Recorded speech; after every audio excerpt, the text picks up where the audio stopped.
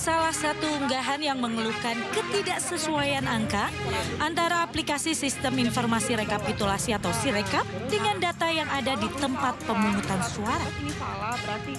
Hasil perhitungan di TPS secara fisik angkanya berubah drastis setelah dipindai atau di-scan ke dalam aplikasi Sirekap Pemilu 2024. Selain kesalahan pada hasil scan yang dilakukan, aplikasi Sirekap Pemilu 2024 banyak juga yang melaporkan angka yang tertera di aplikasi itu tak bisa diubah atau diperbaiki.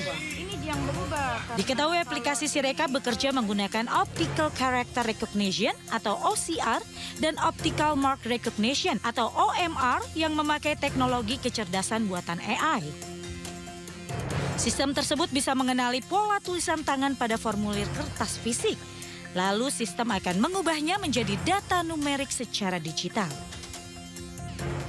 Di Google Play Store, aplikasi Sirekap dihujani rating buruk oleh warganet. Aplikasi tersebut bahkan hanya mendapatkan rating rendah 2,7. Tim Liputan iNews melaporkan.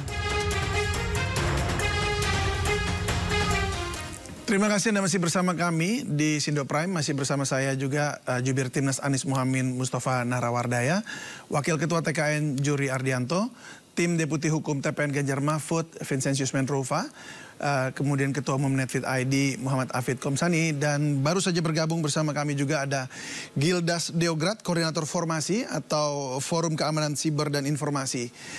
Selamat malam Mas Gildas. Selamat malam. Ya, Mas Gildas, saya mau tahu soal Sirekap ini. Ini persoalannya di mana sebenarnya? Apakah memang sistem ini nggak siap dipakai? Atau ada intervensi? Atau seperti apa kelemahan-kelemahannya? Kalau saya bicara teknis saja soal intervensi atau tidak, bukan ranah saya sih. Dan saya juga memang khusus paling tidak pas periode pemilu kali ini tidak terlalu mengikuti perkembangan gitu, karena kesibukan yang lain. Tapi begini, ya kami bisa dibilang sejak dari 2009 dan seterusnya lah, setiap 5 tahun itu diminta oleh KPU untuk membantu terkait dengan pengamanan. Terutama setelah terjadi masalah. Yang sebelum terjadi masalah itu waktu 2009, tapi sisanya setelah terjadi masalah, dan termasuk saat pileg dan lain-lain gitu ya. Setelah pemilu 2019 itu memang ada beberapa meeting, beberapa diskusi dengan KPU. Saya juga beberapa kali diminta sebagai narasumber ya memberi masukan juga terkait dengan bagaimana sistem yang aman. Dan waktu 2019 ya kami bagian dari komunitas kawal Pilpres 2019 waktu itu ya, yang memang isinya semua ya komunitas, organisasi masyarakat. Baik, untuk Sirekap ini bagaimana jadinya Pak? Sirekap ini saya tidak terlibat sama sekali, jadi saya tidak tahu persisnya. Tapi begini, kalau berkaca dari pemilu-pemilu sebelumnya memang secara pengamanan bisa dibilang ada isu lah gitu ya.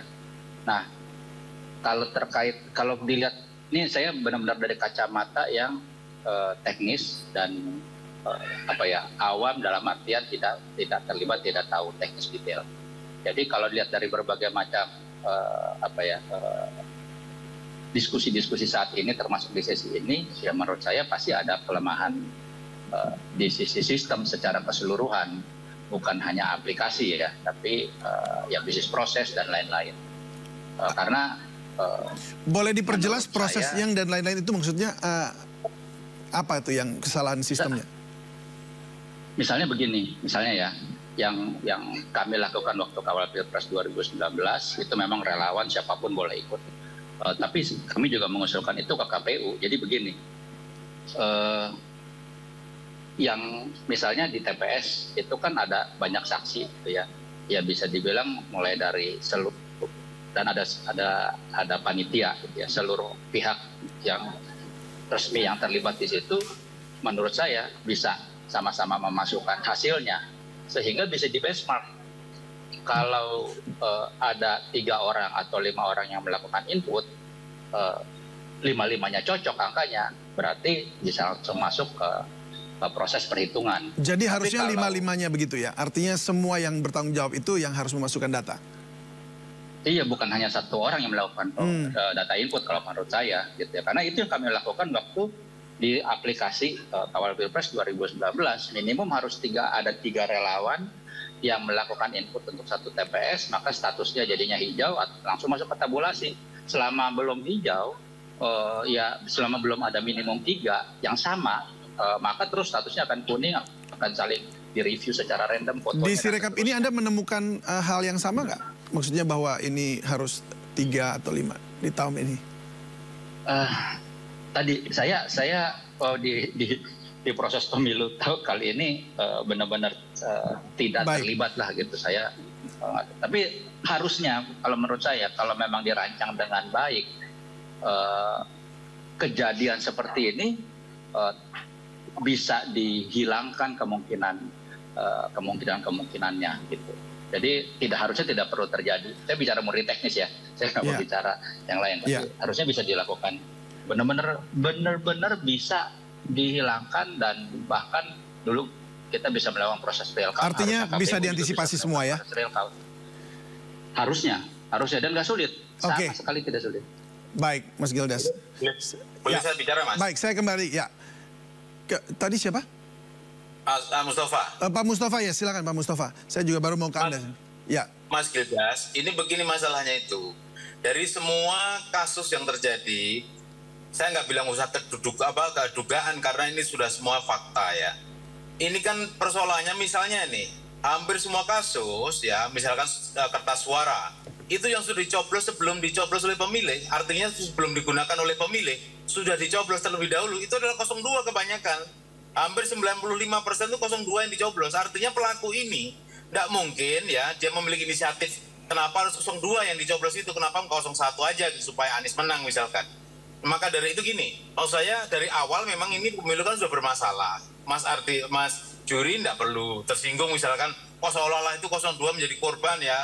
01, 03 menjadi korban, seolah-olah 02 itu pelaku. Sebenarnya itu adalah perasaan. Karena apa? Memang dari awal pemilu ini bermasalah dari 02, dari Mas Gibran, dari MK, yang aneh-aneh ya, sampai presiden dan seterusnya, ikut bansos. Jadi kalau kemudian memiliki perasaan seolah-olah 02 dikambing hitamkan, ya tidak perlu begitu. Karena memang dari awalnya pemilu itu menjadi tidak bermarwah, karena dari situ awalnya, saya sudah bilang di berbagai televisi, ketika pemilu ini diawali dengan etika, tidak pakai etika, maka selanjutnya mungkin jadi pelakunya dari kelompok yang sama karena melakukan yang sama, mati hidup berusaha supaya menang paslonnya. Dan ini yang memiliki seluruh perangkat, yang memiliki seluruh alat-alat kelengkapan tanda petik untuk mencari kemenangan secara tidak wajar, itu tidak di 01, tidak 03. Mungkin 03 ada sedikit ya karena memang pernah menjadi satu kubu dengan 02. Tetapi dalam hal ini, dalam hal kecurangan ini yang sudah di depan mata ini, hampir 95% itu ya yang diuntungkan adalah paslon 02. Dan ini saya nggak yakin, begitu yakin 100% kalau ini tanpa sepengetahuan 02. Dan tidak ada protes kok, maksud saya protes terbuka ya, kecuali yang dari kami hampir setiap jam kami press conference. Silakan Pak Juri. Ya, mungkin kita kasih kesempatan Pak Juri untuk menyampaikan sesuatu. Ya. Gak usah baper gitu. Silakan Pak Juri. Belum di-unmute tampaknya itu Pak Juri. Oke, begini, saya mau tanya ini. Sederhana pertanyaan saya dan kita tahu semua di dalam urusan politik pemilu. Kalau yang tercoblos itu 02, apakah betul itu pelakunya 02? Yang tercoblos 01, apakah pelakunya 01? Jadi, bisa jadi, maka saya pengen sampaikan ke teman-teman Pak Tova ini, tolong kalau dugaan itu bisa disampaikan publik itu dan itu kemudian mengarahkan kepada seseorang atau pihak tertentu, pastikan itu sudah terverifikasi. Karena begini, bisa jadi orang yang melakukan pencoblosan ke 02 adalah orang yang ingin juga ya menyerang 02. Jadi itu kontra saja, kita tahu lah, itu kontra saja. Jadi kontra sengaja membuat situasi seperti itu, gitu loh. Jadi mari kita seluruh proses yang kita anggap ada dugaan kecurangan, kita buktikan saja satu persatu, ya, sehingga tidak menggeneralisasi satu kejadian dengan kejadian lain, kemudian menyimpulkan secara serampangan, gitu loh. Nah, kami juga justru ingin pemilu ini tidak begitu, gitu loh. Tidak melakukan apa yang menciderai pemilu, mencoblos lebih dahulu. Dan kita juga tahu lah ada beberapa juga yang mencoblos surat suara untuk calon lain atau partai lain gitu. Jadi saya sih ingin kita harus adu fakta saja, kita buktikan saja siapa ini pelakunya gitu loh, supaya tidak kemudian di framing ini kelakuan dan perilaku pendukung 02. Tapi bagaimana jadi, Pak Juri, bahwa tadi anggapannya adalah gini, jadi tadi saya undang juga Mas Gildas, karena dia pakar cyber, dia sistem, tapi dia tidak ikut-ikutan dalam hal ini. Makanya disampaikan tadi, seharusnya Sirekap ini bisa diantisipasi, tidak sampai kejadian chaos seperti ini, bahkan ini kemudian... KPU yang harus bertanggung ini jawab. yang saya ingin... Dia harus... Ya, yang ingin saya jembatani di sini adalah bahwa tadi disampaikan oleh Pak Mustafa juga bahwa akhirnya ini seperti sebuah sistem TSM gitu ya, terstruktur, sistematis dan masif dari sejak awal, bahkan sampai ke online, ke Sirekap-Sirekapnya ini juga dianggapnya seperti itu begitu. Nah, ini tanggapan Anda bagaimana? Ya, soal Sirekap KPU yang harus diminta bertanggung jawab. Dia harus menjelaskan seperti apa ini teknologi yang dipakai dan kenapa timbul masalah di dalam praktiknya, ya. Jangan sampai teknologi yang dipakai justru menambah kerumitan dan keruwetan pemilu ini dan kemudian saling tuduh ini, sehingga saling tuduh. Ini jangan sampai teknologi yang kita pakai sebetulnya untuk membantu seluruh proses ini supaya masyarakat tahu, masyarakat paham, tapi justru masyarakat diberikan sajian di mana kita saling menduga, saling tuduh gitu, karena ada error yang menurut kita semua itu bermasalah secara signifikan. Baik, karena ini ya, saya ke Pak Juri, ya baik, saya ke Pak Vincentius dulu ya. Pak Vincentius, Anda katakan tadi ditemukan juga ada sejumlah alat bukti, barang bukti yang kemudian mungkin nanti akan diteruskan setelah investigasi berlangsung. Lalu apa yang kemudian Anda lihat dari Sirekap ini? Apakah memang Sirekap ini dibuat untuk memang mengacaukan atau seperti apa TPN membacanya? Iya, jadi begini, tentu sebetulnya sejak awal kita sebetulnya mengharapkan pemilu ini adalah pemilu yang berintegritas. Kita mengharapkan pemilu ini yang menjunjung etik ya. Kita mengharapkan kepercayaan publik kepada penyelenggaraan pemilu maupun juga kepada pemerintah sekarang ya. Ini bisa terjaga kepercayaan publik. Kita tahu kita tidak bisa berbohong atau kita tidak bisa seakan-akan itu tidak terjadi, bahwa memang yang paling terakhir melalui keputusan DKPP itu bagaimana kemudian Ketua KPU dan anggota KPU RI ini kemudian cacat etik gitu ya, diputus dengan pelanggaran etik. Nah, ini kan kepercayaan publik yang semakin merosot ini makin menjadi-jadi dengan terjadinya aplikasi resmi dari KPU. Meskipun tadi disampaikan oleh Pak Juri bahwa itu bukan suatu rekapitulasi yang yang sah, tapi bagaimanapun itu diciptakan untuk informasi yang transparan kepada masyarakat, dan mestinya seperti yang disampaikan oleh ahli cyber tadi itu tidak susah gitu ya. Jadi kalau seandainya itu sebuah kelemahan dan itu merata terjadi penambahan atau pengurangan di ketiga paslon, sistem random begitu, kita mungkin berasumsi oh ya mungkin karena memang ini parah sekali sistem aplikasi ini.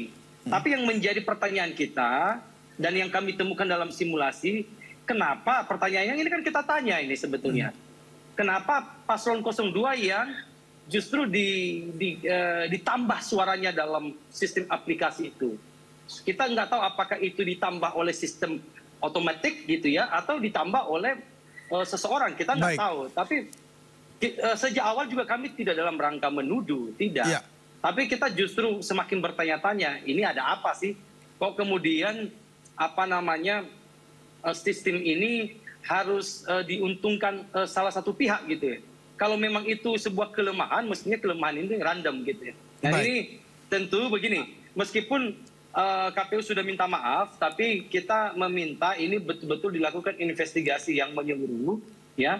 Ini permasalahannya ada di mana, dan kemudian bisa dilibatkan dan dibentuk tim independen, tim audit untuk melihat ini sistemnya yang lemah atau ada operator yang melakukan ini. Karena bagaimanapun dengan terjadinya ini kepercayaan publik terhadap pemilu 2024 ini makin merosot.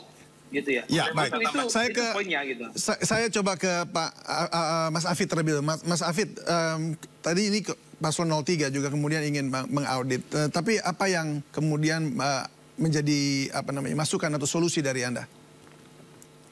Ya, Mas David, sebenarnya kesalahan Sirekap ini tidak hanya terjadi pada Pilpres ya Mas David. Karena pemantauan kami dari Indonesia pun menemukan beberapa kesalahan data terjadi juga pada pemilihan legislatif ya, tidak sinkronnya antara perolehan suara dengan perolehan suara total.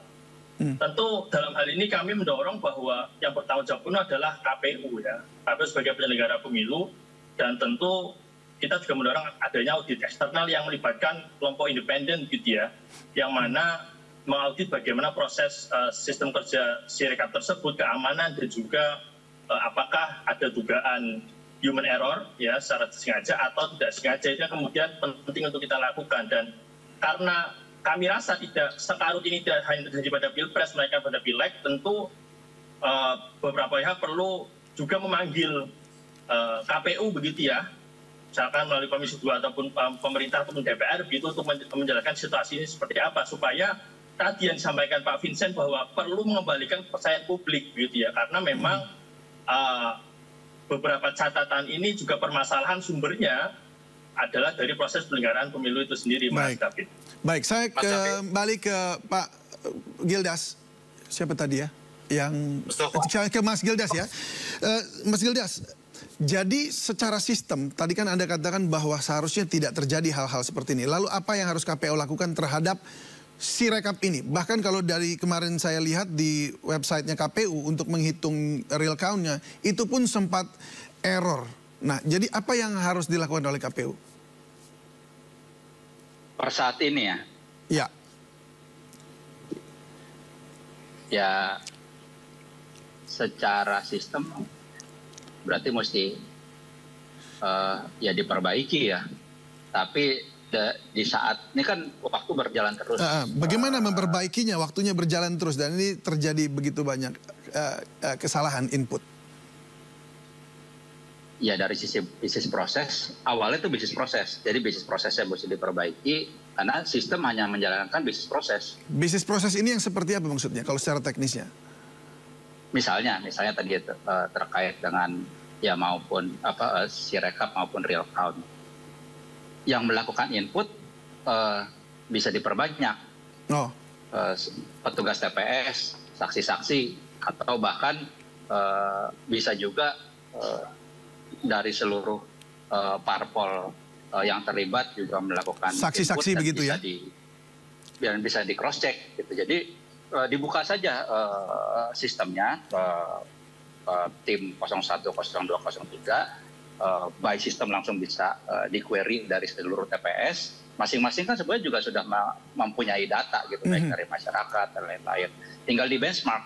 Nah, data dari masing-masing paslon 01, 02, 03 bisa diserahkan ke KPU, data hasil real count gitu ya, atau data hasil rekapitulasi masing-masing. Nanti KPU melakukan benchmarking sehingga langsung ketahuan mana yang secara integritas bermasalah. Bisa jadi salah input. Kalau saya sih positive thinking gitu, bisa jadi salah input.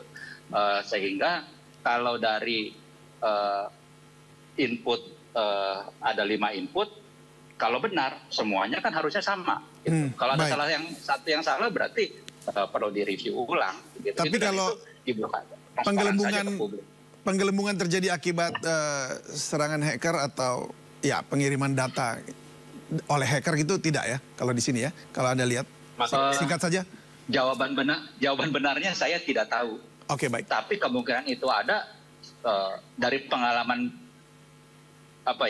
pemilu-pemilu sebelumnya cukup besar sih. Oh, cukup besar. Mas David. Wow, baik. Pak Mustafa, silakan. Sedikit aja, setengah menit aja.